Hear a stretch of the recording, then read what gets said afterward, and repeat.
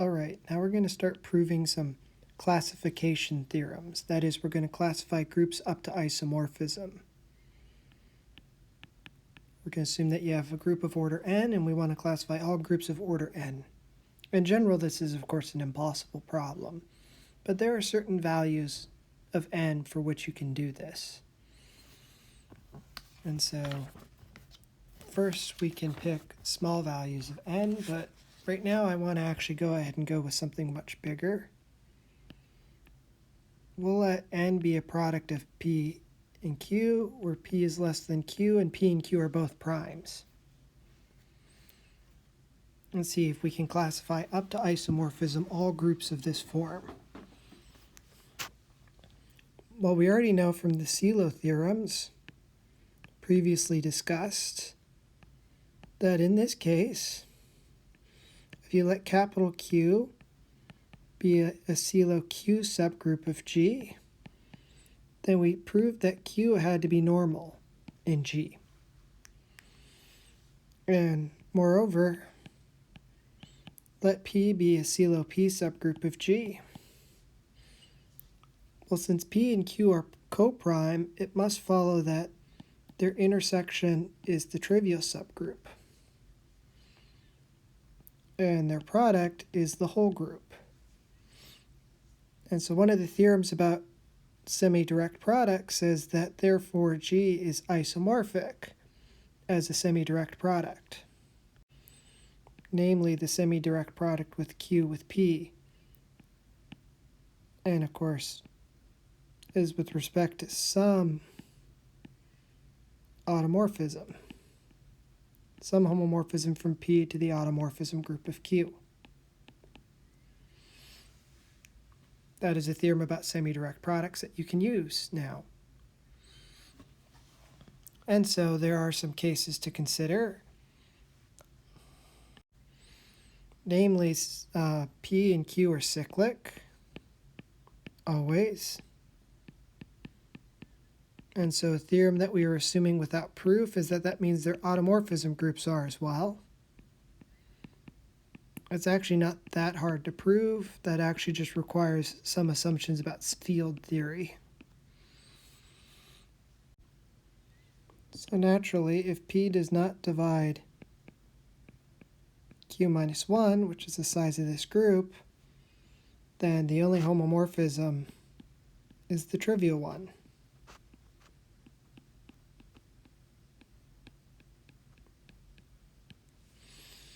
In that case, G is actually just the direct product. So let's suppose P divides Q minus 1. And let's suppose Q is generated by some element, let's call it Y. Then there is a subgroup of order P generated by some element, let's call it gamma.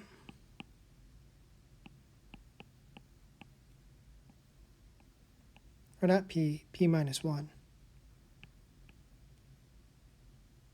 Well, I meant P because that's what we're assuming, sorry. And so you can do the obvious thing, take any generator of P and send it to gamma.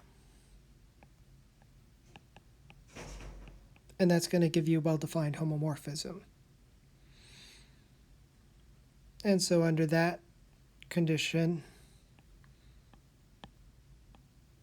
we do have this isomorphism.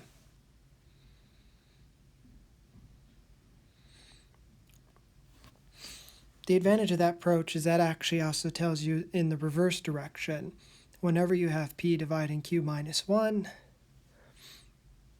take the cyclic group of order Q, take this particular homomorphism, and you do in fact have this semi-direct product as an external semi-direct product, and it is a group of order P times Q, where this is a normal subgroup and this is not. And so CELO theory tells us that there are two possibilities. And so based on which case you are in, your group is either isomorphic to this direct product or it's isomorphic to this semi-direct product. Conversely, we can prove that these groups actually exist. So as an existential question, they exist, and as a uniqueness up to isomorphism, we've got the isomorphism. So that's a classification problem. Up to isomorphism, your group must be isomorphic to either ZQ. Well, let me state it properly because the book doesn't often do this. So here's the type of theorem we just proved. If G is of the order P times Q, where P and Q are primes and P is less than Q, and P does not divide Q minus 1, then congratulations, your group is isomorphic to ZP times ZQ. That's the only option.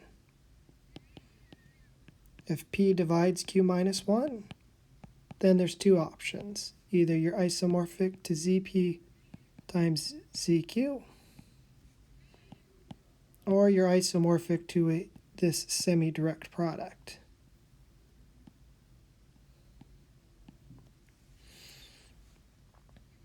And so there's exactly two options in that case, up to isomorphism. And you can prove that these groups on the right actually do in fact exist. And that's worth pointing out because sometimes CELO theory, as we saw when we did the arguments, could get you into weird cases where you had to do further arguing to get contradictions. So proving that these groups also exist is something you have to do. And note that this actually tells you how to determine which group you have. All you have to ask yourself is find a subgroup of order P and determine whether or not it is a normal subgroup in G. If it is, we're in the first case. If it isn't, we're in the second case. So that's about as good as we're going to get for some sort of large infinite class like that. Now let's focus on specific numbers. Let's classify the groups of order 30 up to isomorphism. So what we saw from CELO theory was that you're going to have a subgroup in G of order 15. Note, of course, that as we just saw, 15 is a product of two primes, satisfying this condition. So whatever this subgroup is, it's isomorphic to Z3 times Z5. Which, being a product of distinct primes, means that it's actually a cyclic group. The other thing we notice is that 15 has index 2 in G.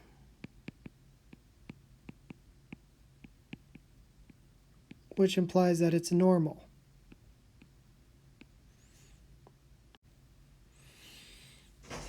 So we have a normal subgroup of order 15. Also, there has to be a CELO 2 subgroup of G. Moreover, since 30 factors is 2 times 3 times 5, this group has order 2. And so 2 times 15, we see that K has to intersect H in the trivial subgroup because 2 and 15 have no common factors. And so we see H and K also have to be the whole group. And so by our theorem about internal semi-direct products, it must be the case that G is isomorphic to this internal semi-direct product of H with K.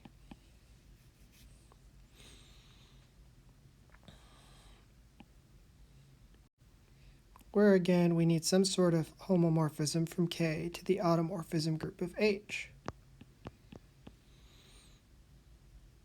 Abstractly, H is isomorphic to Z mod 15.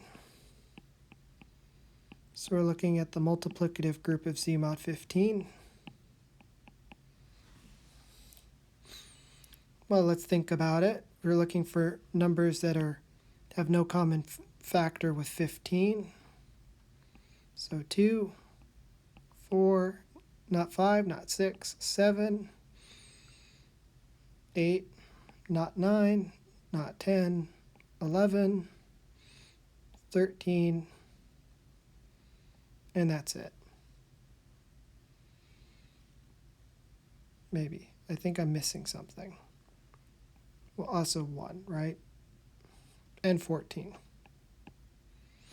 So there's 8 elements.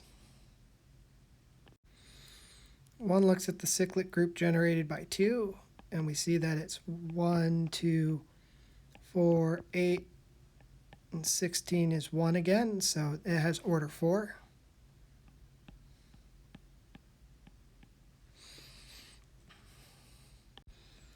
And so let's highlight those elements so far.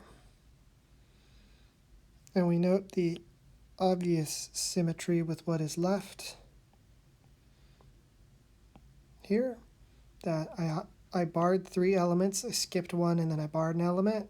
The reverse pattern in the reverse order is the opposite. It's worth pointing out 14 is also -1. It has order 2. And why do I point out this pattern? That's enough to help me realize that normally when you reverse the order, that corresponds to negation. So it turns out that if I multiply 2 times -1, I should get the second from the right, which is 13.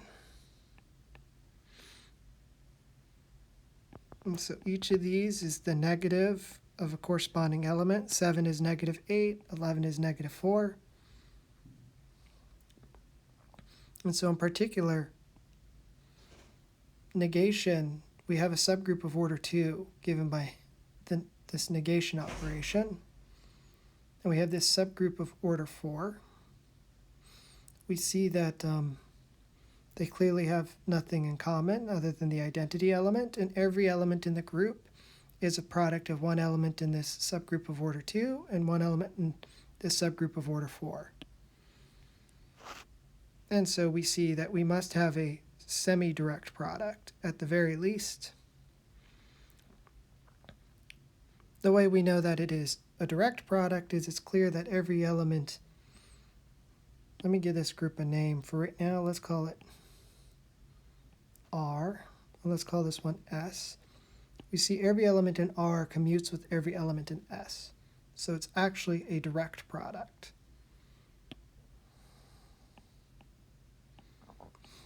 I have a cyclic group of order 4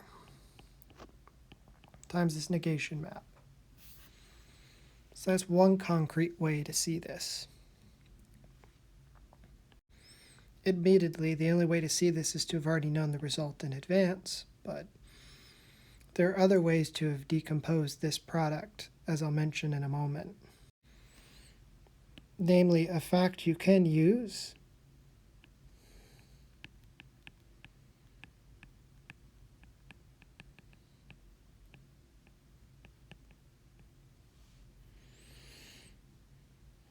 is that there's this version of the Chinese remainder theorem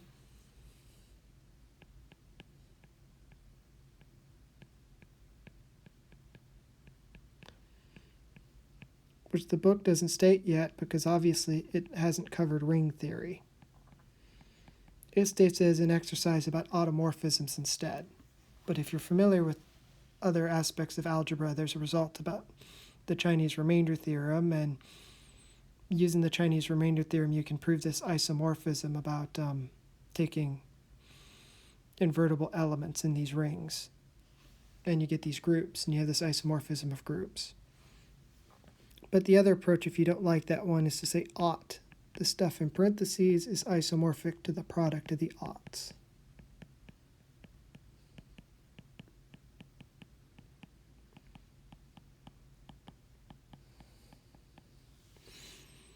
Note that's assuming that these things are coprime in order for that to be true.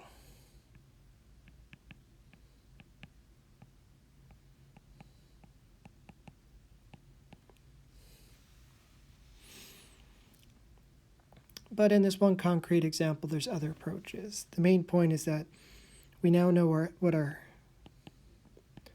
group looks like, our automorphism group. It's isomorphic to the direct product of a cyclic group of order 4 and a cyclic group of order 2. And our domain here is also cyclic group of order 2. So there's only a few cases you can do. Either phi sends your generator to the identity element. What happens in that case? Well, then we must be getting a trivial direct product. G is isomorphic to the direct product of H and K, which means that G is just C15 cross C2. It's just the cyclic group of order 30.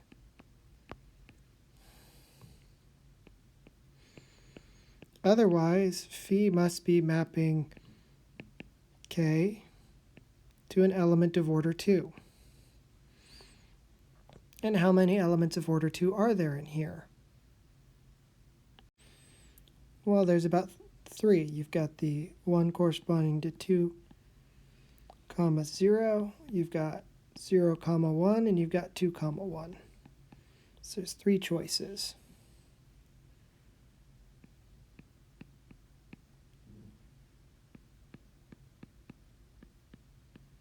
to pick from. Of course, this description of the action isn't really that helpful. It's better to think about it in terms of automorphisms, right? Remember, we were writing H originally as a product of a group of order 5. I'll use P sub 5 to remind ourselves it's of order 5, and a group of order 3.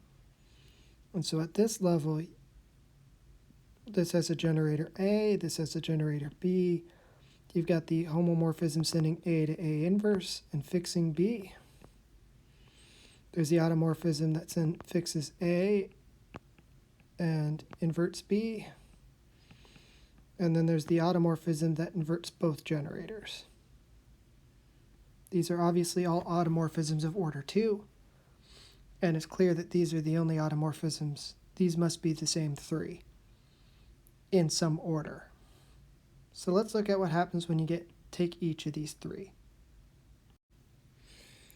So let's look at H. I'm going to use pi, where pi of kappa inverts A, but fixes B.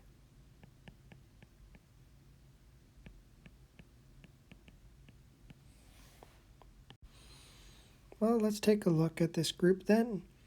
So we've got, if you look at the K, group generated by A and K, you have A to the 5th is the identity, as is K squared. At the same time, we're defining Ka to be A inverse times K, because this action tells you what happens when you conjugate. Well, this looks like a dihedral group of the pentagon. So we have the dihedral group of the pentagon as a subgroup in this semi-direct product. Moreover, we see that K times B commutes here with the element B because of this fact. And of course, every element of A commutes with B. So that tells us the subgroup generated by B, namely R, is normal.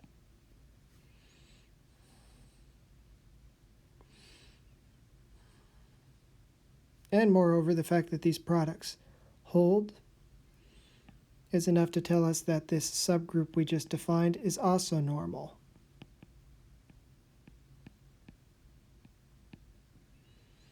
And their intersection is the identity, and they generate the whole group. Ergo, G is isomorphic to the direct product of these two groups.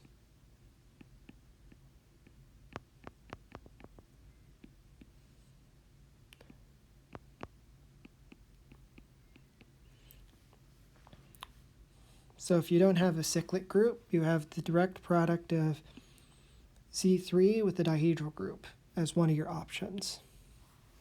All right, 1 down, 2 to go. The other options are similar. What other groups of order 30 do we know we have to be able to get? Well, other groups we know we have to be able to get is we know that the dihedral group of order 30 has to exist somehow. And we know that you should be able to get Z5 times D6. So there's 2 more cases and 2 more groups of order 30 we already know exist. That should be enough to prove our classification.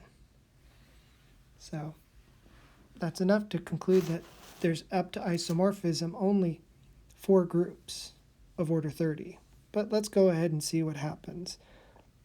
So what's another one? Well, we can take another automorphism, or row of K, inverts B, and fixes A.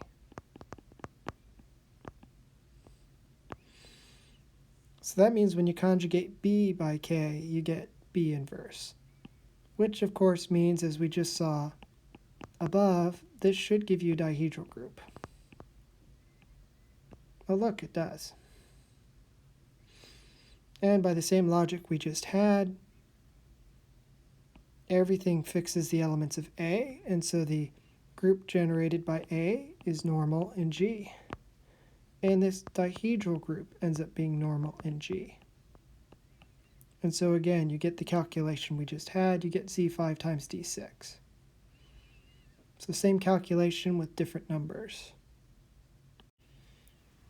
So the last case that's worth considering,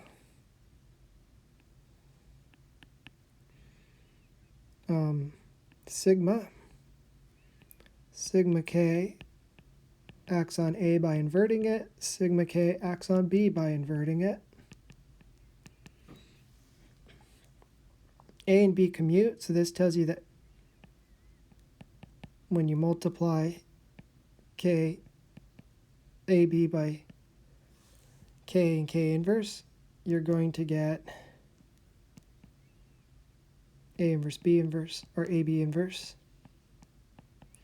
Remember, AB generates a cyclic group of order 15. So, for a moment, if I call AB R instead, I now have KR K inverse is R inverse. R has order 15. K has order 2, and that's the dihedral group.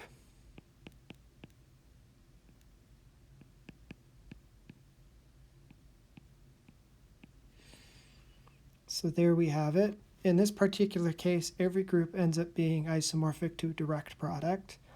But the whole point of going through this semi-direct product approach is because it comes up automatically by using the Sylow theorems. And then it just happens to turn out in each case that we're able to rewrite our groups in some other more familiar format. In general, that's not always true, but when it is true, it's useful. And the advantage of this general abstract approach is we actually got a complete classification theorem. We now know that if G is of order 30, then it's a cyclic group. It's a product of a cyclic group and a dihedral group. There's 2 different ways to do that, of course.